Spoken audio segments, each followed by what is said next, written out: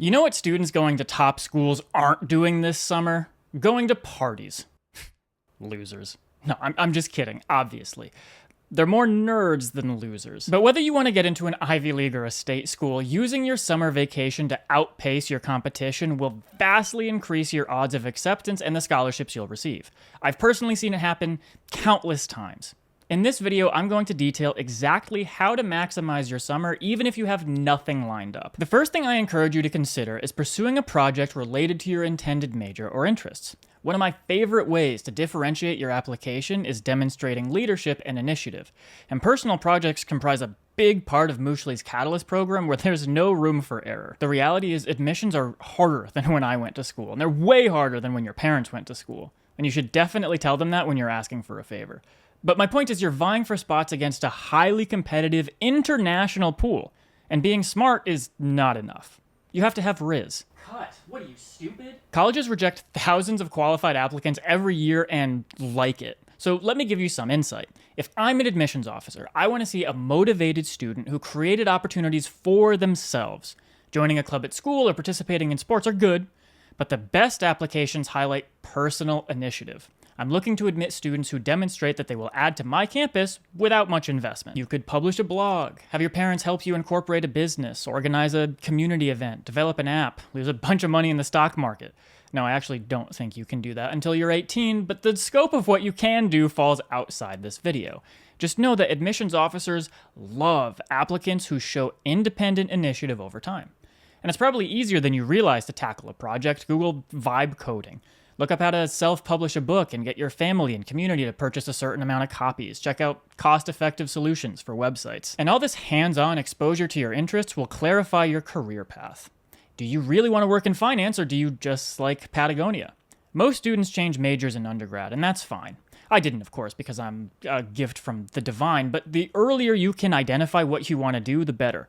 Don't go for a super senior year because you didn't Google what equity was until you were a sophomore. If you're new here, welcome. I'm Chris from Mooshly.com. I have an English bachelor's with a creative writing concentration and an MBA. I'm a consultant and professional writer, and I've helped many students improve their applications and get accepted to elite academic programs and institutions around the world, including Ivy Leagues, medical schools, law schools, PhDs, and graduate business programs. I frequently get asked for college application advice, so I publish some here to help you for free. I've also written a very thorough college essay introduction guide I highly recommend you check out. It's designed to be actionable and can get you started on your essay in minutes. Click the link in the description to download it for free. My next recommendation is getting some experience with research. I know, ew, yucky, it is for me too, but publishing research is one of my favorite ways to demonstrate academic competence, intellectual curiosity, and commitment to your field of study. And sometimes students think they must want to pursue a PhD for this to be valuable, but no one ever wants to pursue a PhD, so that's a facile argument. First of all, research will help differentiate your application, straight up. Second of all, even if you never pursue academic research again, it's not a bad idea to be familiar with the process. You'll enhance your critical thinking and communication skills and gain a deeper understanding of how research is performed. Not only will this make reading research slightly less insufferable, but your professors will likely have research and it gives you something to discuss. Generally, I have found that research is a scary prospect for many students, and I get that, but I would encourage you not to disregard it without consideration because you're not submitting a 200-page dissertation as a 17-year-old. Nor is it likely that your research needs to establish a contemporary framework upon which all future research in your chosen field must be based. Publications for high school work acknowledge this, and it's more important that you get the experience than publish groundbreaking research that leads to major advancements. Now, I'm not saying that callously, most published research articles don't. My next recommendation is to look for shadowing opportunities or internships in your intended field. If you have no idea what you want to do, it's still fine to get experience in something you think you might be interested in. Gaining exposure to industries or functions you might want to pursue professionally is always valuable because it enhances the strength of your application and helps you discern whether you're actually interested in it. Observing a family member, volunteering at a local nonprofit, or assisting someone remotely can all be beneficial. The next thing I recommend is taking online courses. When I was in high school, you sent up smoke signals to ask experts questions out of class, but they were all fighting in the Revolutionary War. Now there's really no excuse not to pursue knowledge in your interests. Cheap or free e-learning platforms like Coursera or even YouTube offer a wealth of information. You can even get certificates from certain online courses. Now, I wouldn't pursue certificates for the sake of it that essentially say, I took this online course that has nothing to do with my intended major or interests because I got a piece of paper. Admissions officers won't care if it's obvious you took a random course because it offered a certificate. That's what posting on LinkedIn is for. But I do strongly encourage you to look for supplemental materials in fields you may want to pursue in college. For rising seniors, don't be afraid of preparing for college applications over the summer.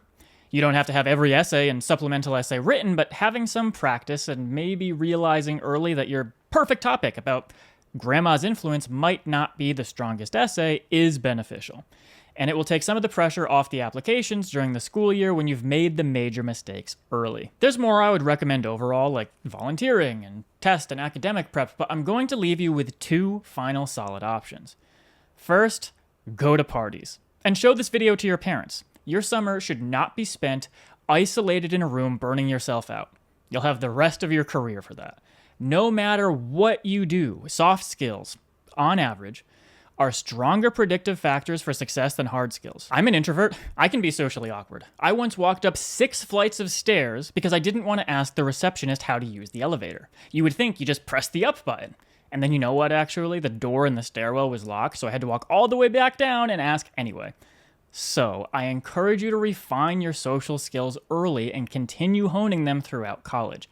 I regularly advise applicants don't be the student who graduates with a 4.0 and an inability to communicate effectively and be liked. So, parents, your child has my professional recommendation to hang out with their friends this summer. Okay, now stop showing them the video. Obviously, if all you do is hang out and screw around, you are not helping your college applications. I mean, I get it. I just played video games in high school and banked on flirting with my interviewers to get in. Little did I realize I wouldn't do any interviews, and was a minor. But if you don't want to be one of the qualified applicants that schools turn away and you want to graduate with minimal debt, I recommend you think about how to spend your summer in a way you won't regret. Did that rhyme? Finally, document everything you do in detail. It'll be really awesome if you complete every single recommendation on my list and then forget what you did over the summer when it's time to write your essay. This video is probably pretty long now, but if you have any questions, you know where to reach me. I routinely publish practical videos like this to help with your college applications and life on campus, so if you found this helpful, subscribe now to make sure you catch the next one. Don't forget to grab your free college essay introduction guide from the link in the description, and I'll see you next time.